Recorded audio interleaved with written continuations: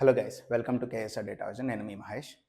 So ఈరోజు career గ్యాప్కి చాలామంది వాళ్ళకి కెరీర్ గ్యాప్ 6 నెలలు, 7 నెలలు, లేకపోతే 1 ఇయర్, 2 ఇయర్స్ ఇలా కెరీర్ గ్యాప్ వచ్చినప్పుడు సో ఈ గ్యాప్కి రీజన్స్ చెప్దాం అనుకొని కంపెనీస్కి నాకు హెల్త్ ఇష్యూ వచ్చింది, ఆ టైంలో నాకు హెల్త్ బాగాలేదు, లేకపోతే ఇంట్లో పేరెంట్స్కి లేదంటే తెలిసిన వాళ్ళ ఇంట్లో వాళ్ళకి ఎవరికైనా హెల్త్ బాగాలేదు వాళ్ళని చూసుకున్నాము.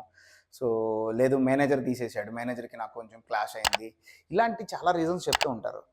కానీ ఈ రీజన్స్ వల్ల మనకి పాజిటివ్ కంటే నెగిటివ్ ఎక్కువ జరుగుతుంది. ఎప్పుడు కూడా మనకున్న ప్రాబ్లమ్స్ అనేది హెచ్ఆర్‌కి చెప్పకూడదు. ఎగ్జాంపుల్, హెల్త్ ఇష్యూ అని చెప్పాం. ఒక 6 మంత్స్ గ్యాప్ వచ్చింది. నాకు ఒక హెల్త్ ప్రాబ్లమ్ వచ్చింది. ఆ టైంలో కూర్చోలేకపోయాను ఆఫీస్‌లో ఎక్కువసేపు. అందుకే రిజైన్ చేశానని చెప్పారనుకోండి. సో హెచ్ఆర్ ఏమనుకుంటారంటే ఈడిప్పుడు పని చేస్తాడా లేదా మన దగ్గరకొచ్చి? లేదు హెల్త్ ఇష్యూస్ చెప్పి ఫ్రీక్వెంట్‌గా లీవ్స్ తీసుకుంటాడా? సో ఇలాగ ఎక్స్‌పెక్ట్ చేస్తారు వాళ్ళు.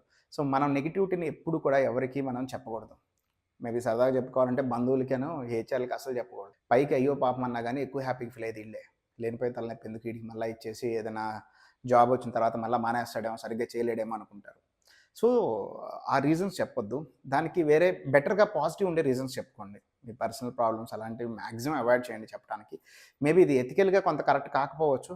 బట్ ఆ రీజన్స్ చెప్పొద్దు. ఆహ్, ఏదైనా ఇంకా పాజిటివ్‌గా అంటే ఏదైనా టెక్నికల్ లెర్నింగ్ కోసం కొంత గ్యాప్ తీసుకున్నాను. లేదు బెటర్ ఆపర్చునిటీస్ వచ్చినాయి. బట్ ఆ టైంలో తర్వాత వెళ్ళకూడదనుకున్నాను వేరే సిట్యుయేషన్స్ వల్ల.